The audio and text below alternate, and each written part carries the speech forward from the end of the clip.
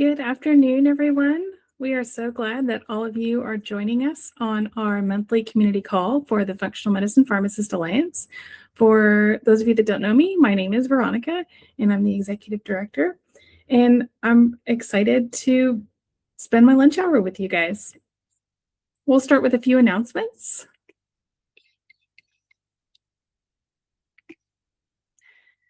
Oh, actually, we'll just start with a little bit of breathing. This is something I really enjoy bringing to all of our membership, and this is something that I do with my own patients, is I take just a few moments to center and breathe. So if you would join me today and let your feet rest flat on the floor, sit up nice and tall, and let your hands rest comfortably in your lap. And then take just a moment to notice your body. Notice where the breath moves in the chest. Notice your heart rate. And notice how you feel. And then when you're ready, take a slow, deep breath in through the nose and let a big breath out. Draw a big breath in through the nose and let a big sigh out. And one more big breath in and a big sigh out.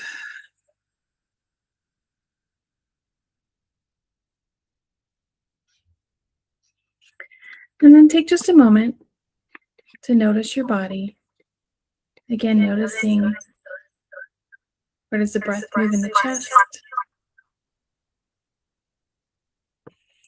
What is your heart rate? And how do you feel? And when you're ready, open your eyes and bring your awareness back into the room.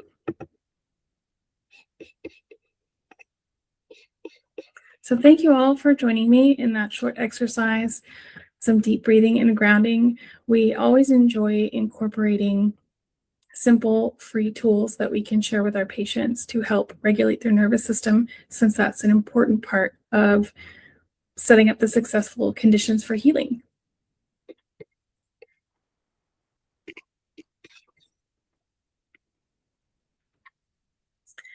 So before we get into our fun discussion, announcements are that we have our last cohort of Functional Medicine Pharmacist Bootcamp starting in September. This will be the last cohort that we do this year before taking a short break in the winter, and we'll start again in the spring.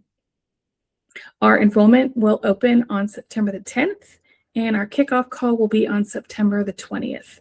So if that is something that you're interested in, we have 10 weeks worth of business building support, as well as many hours of clinical content that are included in that bootcamp process. And you can join the waitlist here at fmpha.org/FMPhB. Lauren has also created a great new resource for us called the Functional Medicine Roadmap for Pharmacists. And we've got the link here listed on the screen if that's something that you want to check out and find out more about this roadmap of what is the process like to become a functional medicine pharmacist. And a quick update for our state leaders, we are going to start having a monthly call to help keep our state leaders in the loop and offer them resources for supporting the rest of our members. So if you are a state leader, mark your calendars for September the 1st. It's from 6:30 to 7:30 Central Time. And I also wanted to let our state leaders know that we have a weekly co-working session. That's Thursdays from 10 a.m. to 11 a.m. Central Time. And we just show up together, state our intended task that we want to finish during that time block, and turn off our mics, put our head down, and get some work done.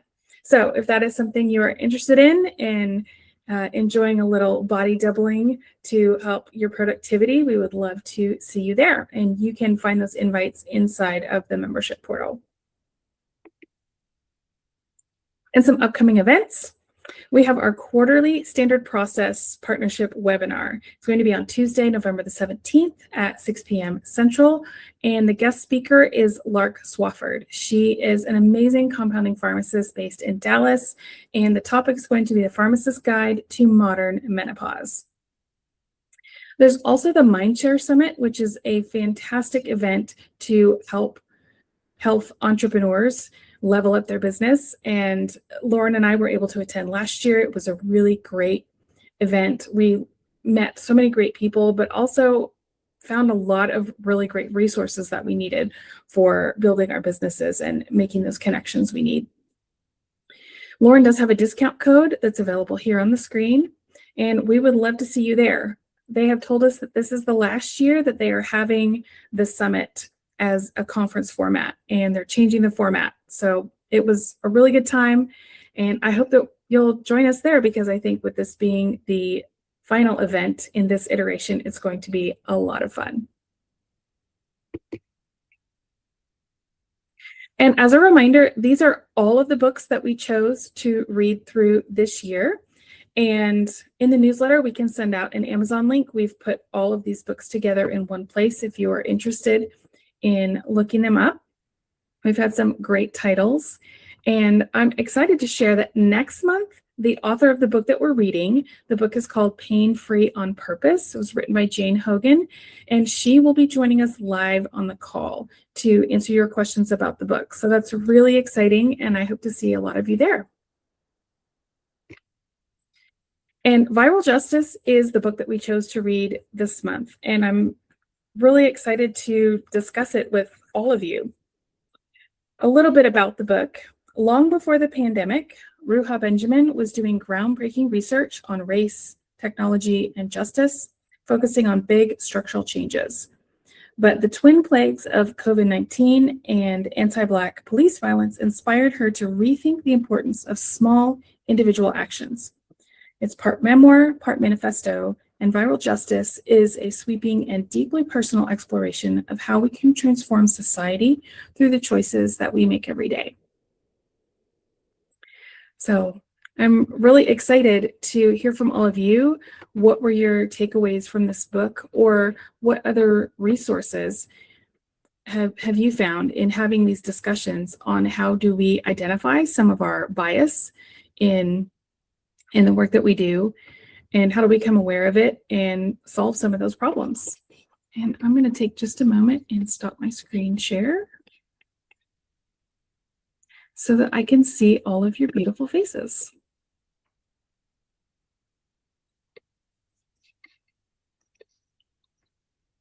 So I am curious, how many of you had the opportunity to read the book, either in part or in its entirety? And also feel free to drop in the comments where you are calling us from. We would love to help connect you with your state leader or connect you with other members that are in your state. And if you're available, come on camera and unmute and join the conversation. We really enjoy this time to be very interactive, and we want to hear from you and engage with you. And you are what make these meetings so fabulous. I learn something new every time we come to these conversations, and we listen to the resources that are brought up during these calls. In fact, this particular book was recommended by one of our members in a previous call last year, and so we made sure to add it to our reading list this year. So if there's a resource you think is really important that we should be reading together and discussing, be sure and drop that in the comments and let us know.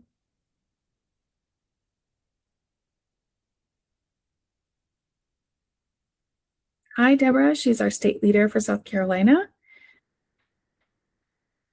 And it is on her to-do list to read the book.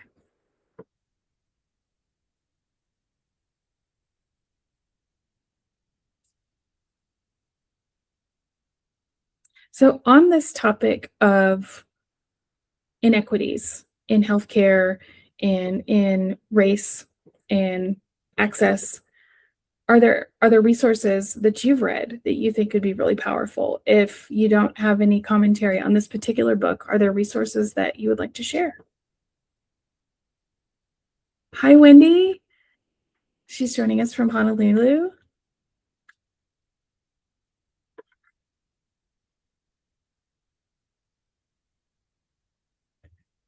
What time of day is it for you? Good morning. It's 7:00 a.m. Okay, bright and early. Well, we are really Yes. glad that you're here with us. Thank you for having me.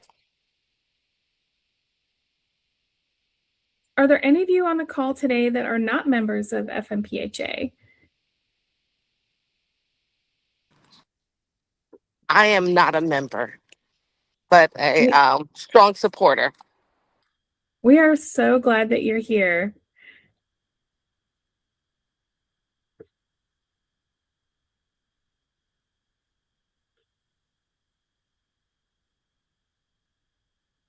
We have Jennifer from Washington. Not a member yet. Okay.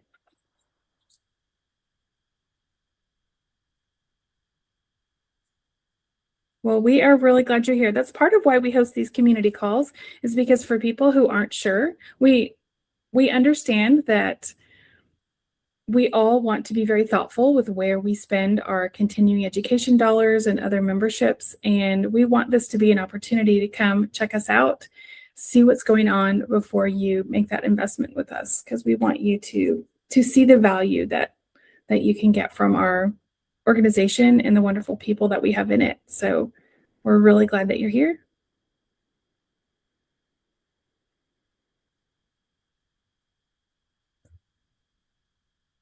Hi, Susie, you're in Florida. Thank you for joining us.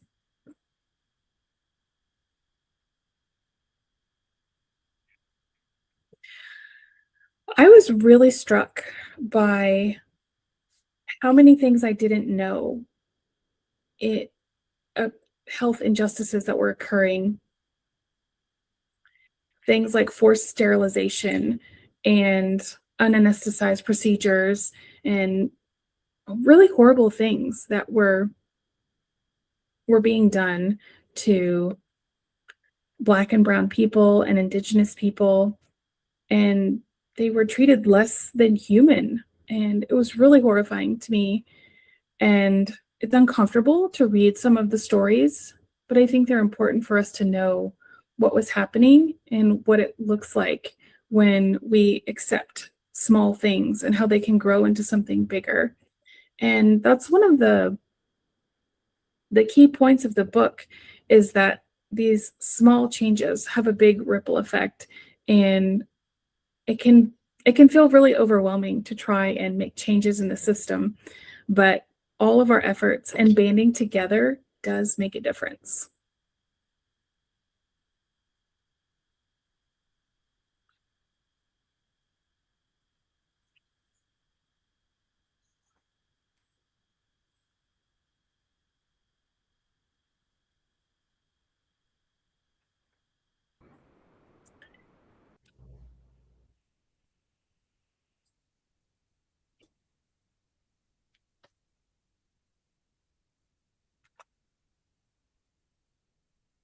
For the person who is labeled Yorkville Assistant, do you want to come on and tell us more about the comment that you left?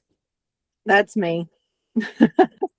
Oh, okay. Are you on here twice? Okay. I'm on here twice. All good. I like to have one device that I type with and I'm functional with, and then one device that I just like watch the video and the chat. I know I'm weird, but I was No just problem. those people who, aren't members of FMPHA yet. I spent about 10 years learning and doing things before I actually decided to full blown go in that direction. So I just wanted them to know that a lot of people start out that way. And then you just kind of like, oh, I'm jumping in both feet and head first. And even if you don't know how to swim. Hi, I just want to say that I appreciate the read. I haven't read the book, but to have the conversations about racial inequities, as practitioners, some of that not knowing can also spill into our practice every day. And so I think reading books like this is very eye-opening. It gives you an understanding of history. And it also, again, the rippling effect can be positive once we step forward and start, acknowledging what happened and then creating or adjusting systems that create pathways for us to improve on that. So I appreciate the read. And again, I'm just grateful to be here. So thank you. Thank you, Andy.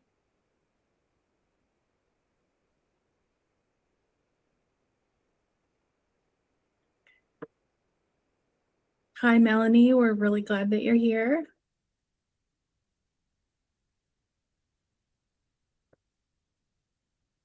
She's coming in from Wisconsin. I learned a new word when I was reading this book, and the word was colorism. I'd heard of this idea that people were treated differently based on the shade of their skin tone. It's different. There's a subtle difference than racism, but that even within different ethnic communities, having lighter skin, there's a preference and a favoritism for even people of the same ethnic group. If they're of a lighter skin, there's a different treatment of them.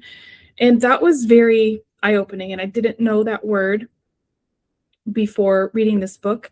And I realized that that is something that I have experienced. I'm Hispanic, I'm a first-generation American, and I have very light skin.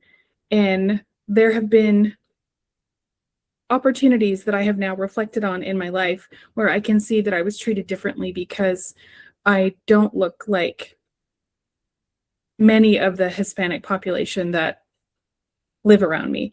Many of them have much darker skin tones, and it's humbling when you recognize some of those opportunities or maybe conflicts that you avoided because of that perception that you were something else. So I really appreciate you sharing that. I did not read the book, but I was interested in the book when I saw that it was on the email, and I was like, wow, that's a really interesting topic. And it interests me in many ways. So both of my children, teenagers, have been assigned to read The Immortal Life of Henrietta Lacks, which is profound in educating people about this particular topic. And it amazed me because this was a topic I was not even aware of. And so when my boys, read the book and shared it with me, I found it so many different feelings, right? Fascinating, tragic, disturbing. But the fact that the curriculum at our school chose to have them read this book, I thought that was so great. Just the exposure, the insight, the potential, the development of empathy and seeing something from a different perspective. So I thought that was great. And then on top of that, my son started his first year at college. And I didn't really understand the topic you actually just talked about, which I'd never heard of that either, colorism. But we very much learned about it last year because my son was put in a dorm room with 3 other students, another white student, and then 2 Black students. And forgive me if I'm insulting anybody, I'm not intending to, an African American student. But one of them was darker than the other, and it created significant tension in the room between those 2. And so it was a very interesting dynamic to navigate last year because there was actually more tension between those 2 individuals because one didn't like the other because of that specific topic. It was a very difficult year. And so I appreciate that this author has taken the time to address this topic because we're living in such an incredible time as far as the division and being able to search and unravel and discover information that's been kept for us for a long time. And so this is really great because I think it opens up the conversation like this call right now to be able to talk about how we can move forward, acknowledge what's happened in the past, and use that as a launching pad to move forward and improve in the future.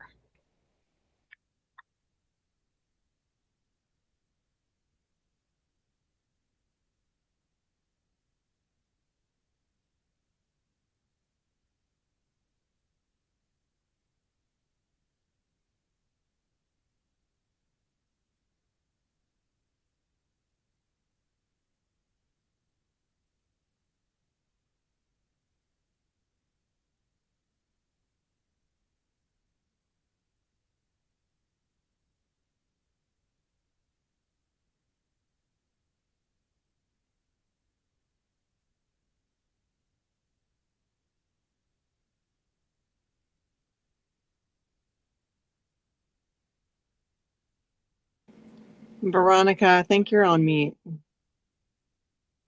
Thank you. I love it when I'm on mute. Thank you for catching that. Susie, thank you for bringing up that Henrietta Lacks. That was very new to me, not in this book, but the first time I came across Henrietta Lacks's story was in some functional medicine hormone studies, learning about the whole history of hormones and women's health. And that story of Henrietta Lacks came up. And if you're not familiar with that, Henrietta Lacks was an African-American woman, and her cells have been used in a lot of medical research, and there was not appropriate consent or compensation for her family.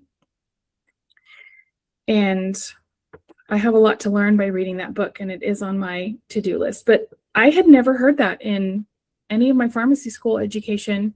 I learned it in something post-grad in continuing education, and it was really enlightening.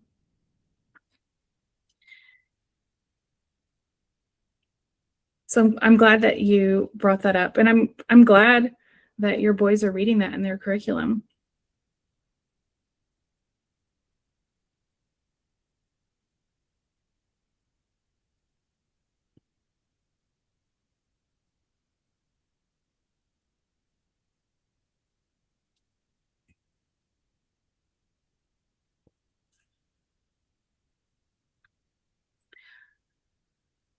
Something that struck me in this book was learning how to tease out when something that we associate with a particular ethnic group, is it really because of their ethnicity and their genetic makeup?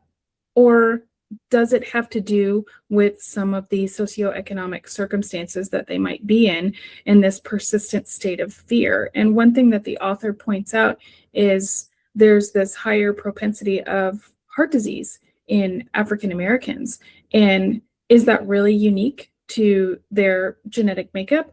Or is it the fact that many of the people that we're studying are living in a culture where they're always on high alert? They're always looking over their shoulder and wondering what's going to happen next. And this constant state of stress is the underlying driver of that, and not necessarily unique to their genetic makeup. And I thought that was really worth considering, teasing out how much of what we've associated with a particular ethnic group is actually related to the socioeconomic circumstances that they're in.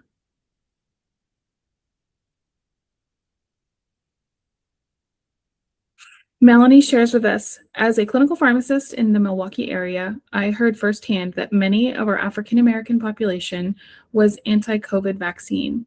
When I pressed to ask why, it was shared to me that in the past this population was experimented on, and it was the first time I had heard of it. Yes, and I thought the author brought up a really good point in the book. She distinguishes vaccine hesitancy, which seems to put a little shame and blame on the patient, versus having some healthy skepticism. And we need to tease those two out and separate them. And they should be skeptical. anyone who has had past medical trauma, it's understandable that they would be very cautious about accepting care. And the explanation of African American women not being believed about their pain, it was unreal to me. One woman that they described had to go to 3 different hospitals and submit to 3 separate pelvic exams before she was properly diagnosed with ovarian torsion and treated appropriately. But because of the extended delay in care and no one believing the extent of her pain, it wasn't found early enough to save the ovary. And I can't imagine someone not believing the symptoms that I was presenting with. That's really scary to think that your care is different based on the way that you look.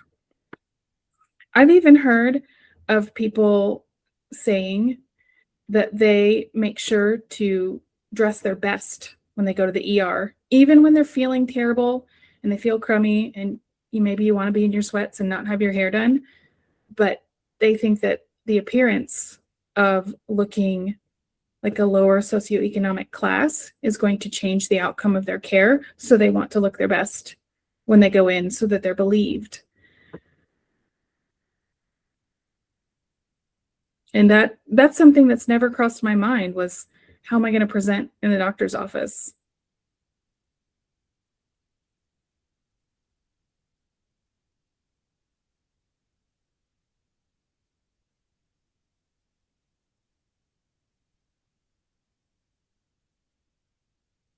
Yeah, I would say I usually look like death when I'm going in. When I don't feel my best, I am definitely not putting my foot forward, that's for sure. Yeah.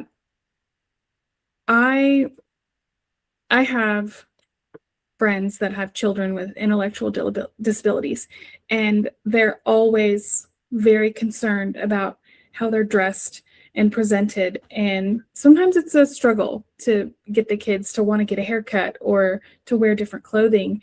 And I didn't fully understand the worry that these parents have until I read this book.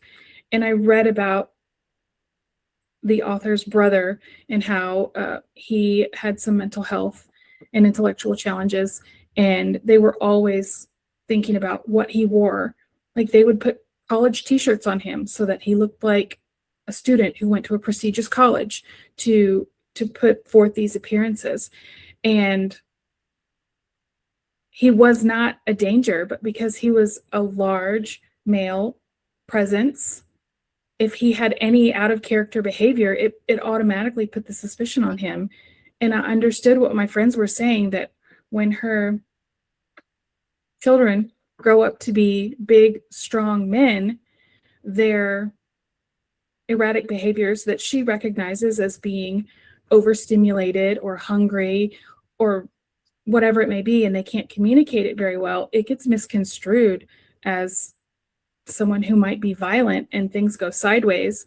And I really understood why it was so important for her to make sure that her children looked well cared for. And that is something the author describes in this book, was the way that her family had her dress and present herself was so that people knew that someone cared for her. And if she was missing or something went wrong, someone would notice because she was well kept.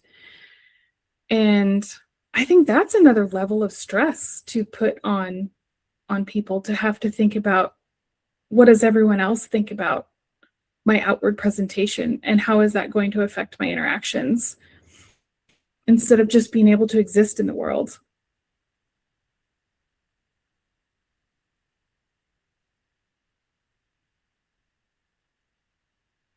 And we don't want our loved ones who might act a little out of social norms to be treated as a threat.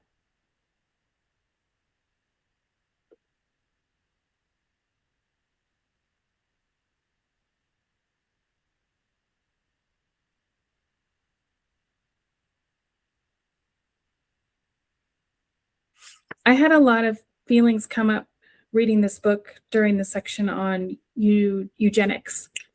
And it was a lot to think about, all the small things that had to slide to then allow euthanasia of other human beings based on their physical characteristics. And it reminded me a little bit of the book that we read last year, Braiding Sweetgrass, and how all of our worth in this capitalistic society is tied to our ability to produce. And in that type of economy, where does that leave the person who cannot be as productive in the capitalistic society, who has some sort of intellectual or physical disability that changes what their productivity looks like, and they get labeled as less than in this capitalistic society? I had a lot of that come up for me as I was reading this and reading, who is deemed worthy to get more access to education or services or healthcare, when it should be everyone, not just those who are able to produce in a specific way in the economy.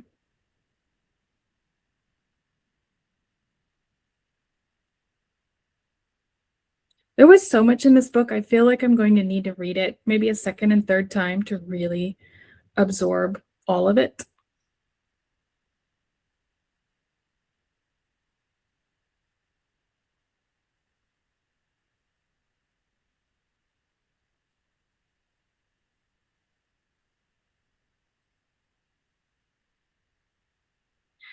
It sounds like we might need to read The Immortal Life of Henrietta Lacks as one of our book club titles next year. Does anyone have any resources that they think are really good that we should be reading and having discussions about? Or if it's not a book, maybe it's an article.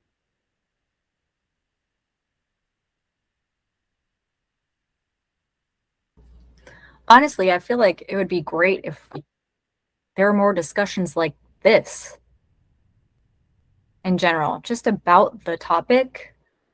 It's hard because we've become so divided in so many different areas. And so because people are so divided on whatever topic you choose, political, religious, skin color, whatever topic you want to pick, it's very difficult now to sit down and have a conversation, a healthy, respectful conversation with people when from the get-go there's disagreement and there's reluctance. And I applaud Melanie for even inquiring and being empathetic and trying to understand her patients on where they were coming from and asking them rather than shaming them. I went to a doctor's appointment not that long ago, and even the doctor that I saw completely shamed me because of a personal decision I had made in my own medical care. And he completely shamed me. Instead of just accepting that this is my choice, my body, I can make any decision that I want about it. But instead I got shamed. And I think that that is something that's very difficult, and a very difficult topic that we really need to discuss, is removing that shame, blame around this topic and other topics. It needs to be more empathetic and compassionate and understanding. So I think that this is great that you guys are even having this call, and that's why it intrigued me. And I think that these conversations need to be had more often. Thank you.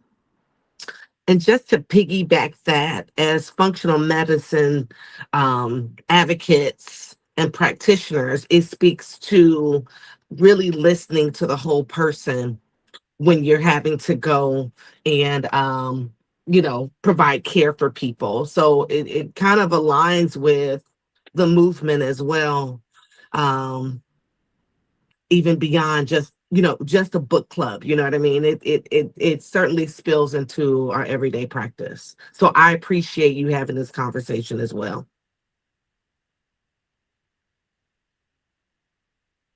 Thank you, Wendy.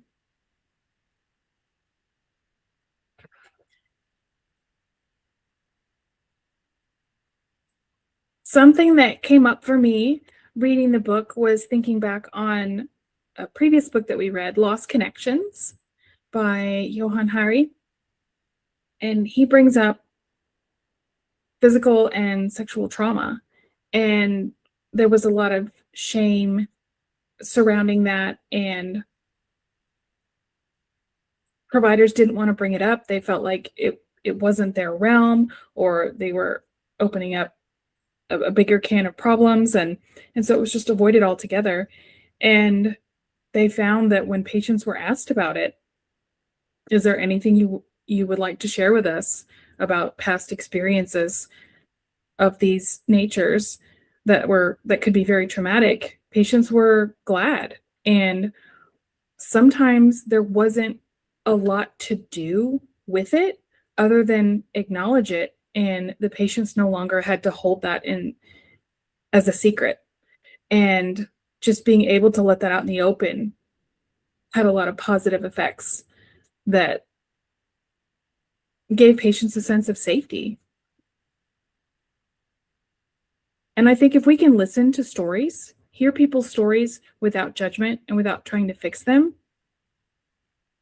we'll know what the next right step is later. We don't always have to fix everything right there in the moment. I think it's important that we listen and really honor that this was someone else's experience and it looks very different than my own. And I need to accept that this is their reality and this is how they experience that, even when it looks very different from my own understanding. And that's where it starts, is listening and hearing, because there's two sides to every story. And both sides are important.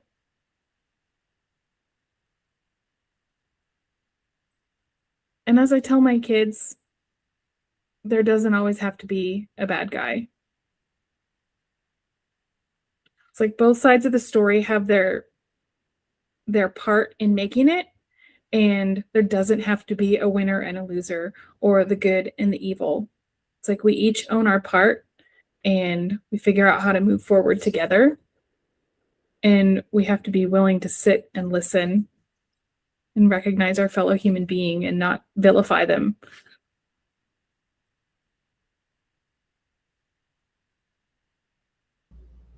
I'd like to add that to that, if that's okay.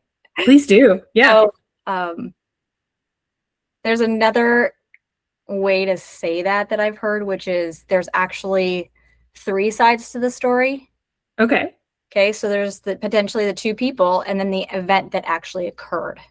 And so the event occurs, and whether that event is good or bad depends on the person who's receiving that event. There may not be anything negative or positive about the event, but because we're all wired different and have different experiences and different histories, one person might experience that event joyfully, one might experience it very painfully.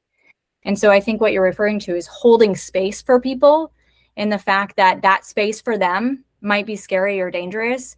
And sometimes just bringing something out of the darkness into the light, and somebody holding space for us to acknowledge trauma, pain, suffering, whatever that looks like, enables us sometimes to heal and move forward rather than carrying that with us. Because we know that carrying carrying things for a long time can lead to diseases and illness.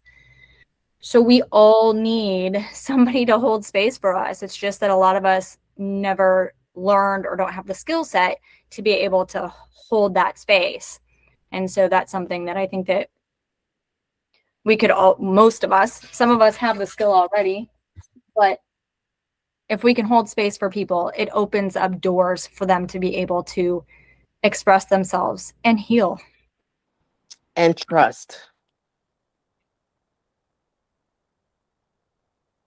Absolutely agree. Thank you for sharing that with us. I really like that. I've not heard that explanation, but I think that's really great that to have that third part of the story, and that's the thing that happened, and it's our life experiences that color on it and give it that good or bad. We're very black or white in our thinking. There's not that gray, and there's a lot that lives in the gray, and it's the black and white thinking that often gets us in trouble. And I don't mean black and white in like a race sense. It's that stark contrast where there's no subtle in between that accounts for all that uniqueness in our life experiences.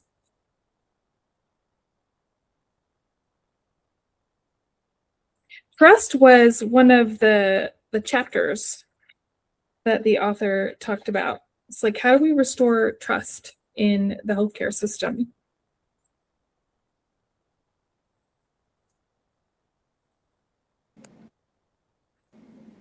I think having these conversations and really listening to people helps build trust.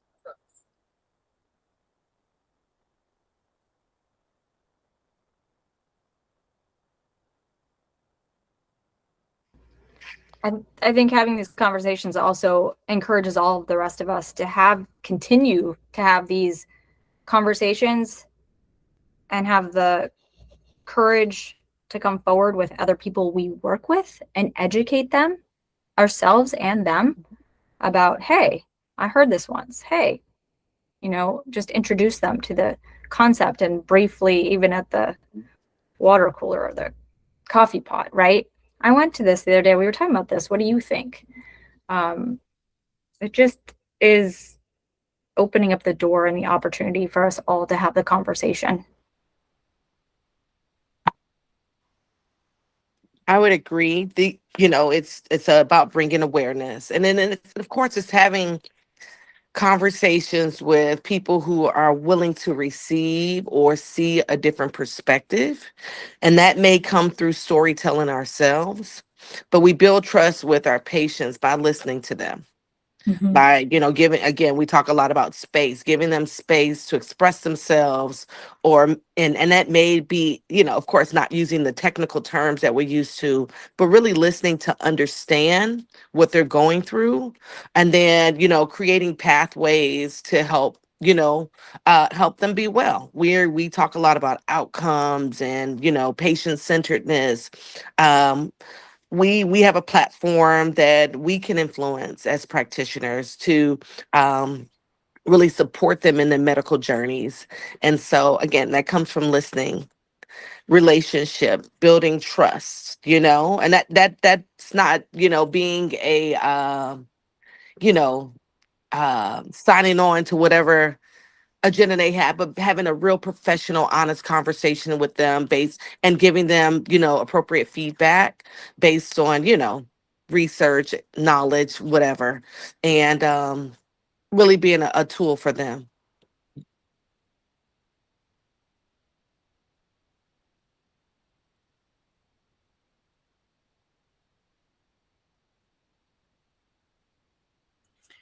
I think with holding space for patients, it's really hard for us to be with discomfort.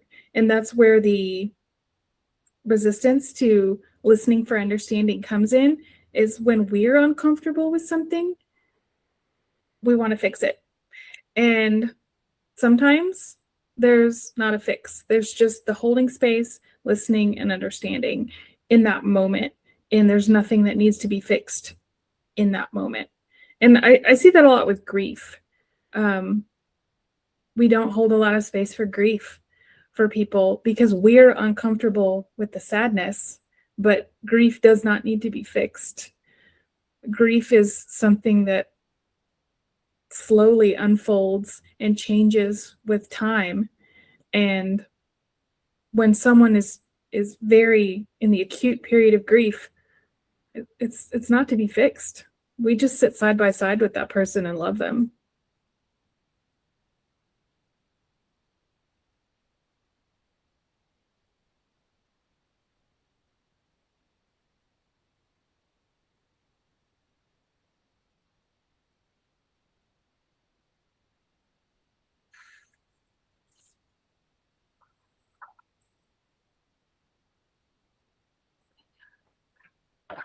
in the book, they talk about how many specimens that are used for scientific research or museums have been taken inappropriately. And I never even thought about the consent that went into remains that we might see or study, and that it absolutely should be required that the person or their families consent to the way that the remains of their family are treated. And that was really eye-opening to me. And I could really see how upsetting that would be for a family to have the remains of their loved one treated like just scientific property, not as a human. And I just didn't realize that was a thing. Something that came up for me in that moment was Gil Headley. Have any of you attended any of his anatomy talks? I know Lauren has.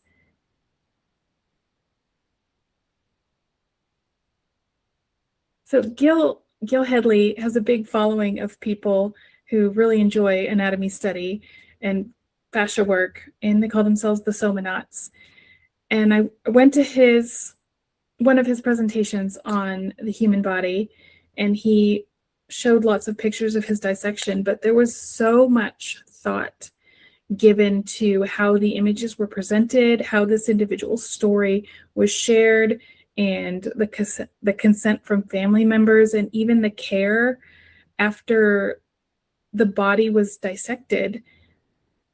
All of the parts were still preserved and then were put back together, and there was a ceremony once the dissection was complete. There was so much thought and care put into every process of this, using the human body for a learning tool. But the person and their family was so revered and respected. And I was very struck by that, because I do think that we have forgotten some of that even in healthcare, where it's just like people are on autopilot, and it's mundane, everyday stuff to us as the healthcare professional, but it is scary and unfamiliar for our patients.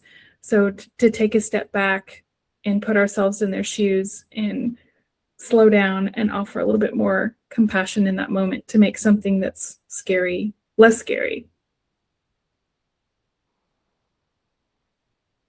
I absolutely agree with that.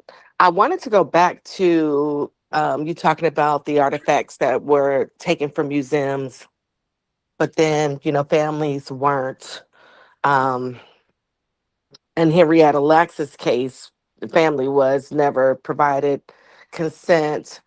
It was never really acknowledged the level of impact she's had on cancer research.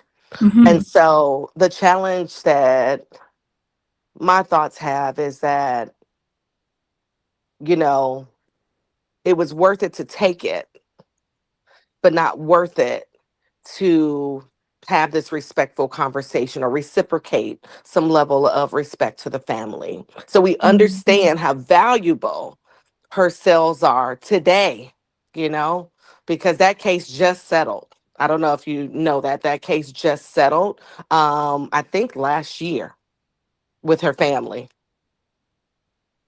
So we understand the value in it. We steal it, we take it, but then we don't, rather than go about the right way of being able to preserve, her legacy and respect her family, we indeed just take it. And so it's valuable, but we don't found the value in all the other pieces. And that's the part that's, creates some level of hypocrisy.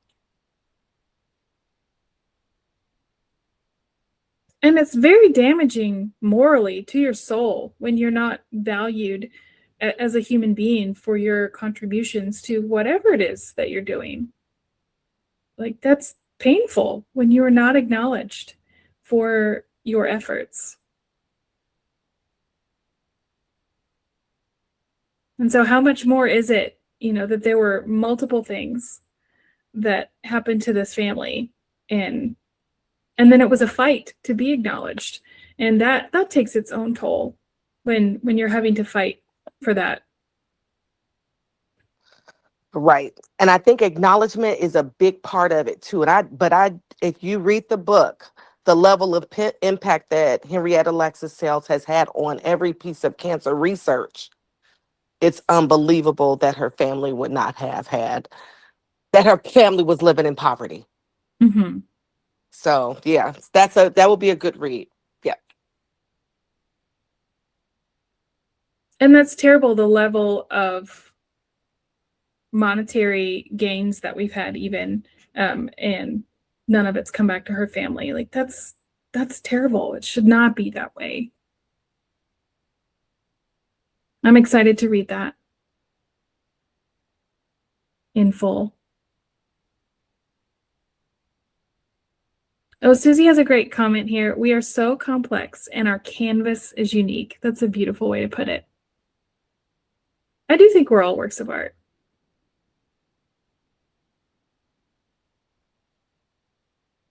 Well, we are coming up on the hour. I would love to leave it open for any questions that you guys have or other resources that have come up during the discussion. And I've loved all of you chiming in. I love it when I hear from other people besides me. I don't like being the talking head.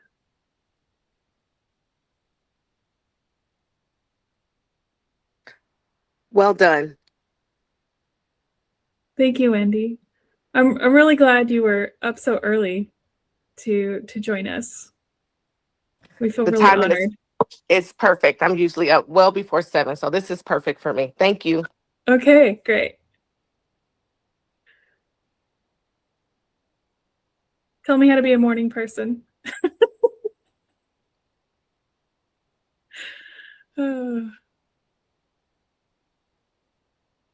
Well, if you guys don't have any more questions or things to discuss, we might just wrap up a little bit early and enjoy our days. I'm really glad that each of you is here and contributed, whether it be in the comments or chatting. And I'm glad that those of you that couldn't be on camera have beautiful pictures. I still get to see your beautiful faces. So thank you all for joining me today. I really look forward to seeing you guys next month. The book is going to be really good, Pain-Free on Purpose, and the author is going to join us live. So I think that's going to be a really fun discussion since we'll get to actually speak and interact with the author. I think those conversations are always just really fun to get to speak to the person who penned the words. So thank you again, and we'll see all of you next month. I appreciate all of you. Thank you. Thank you. Thank you. Hope to see you guys next month. Bye. Bye.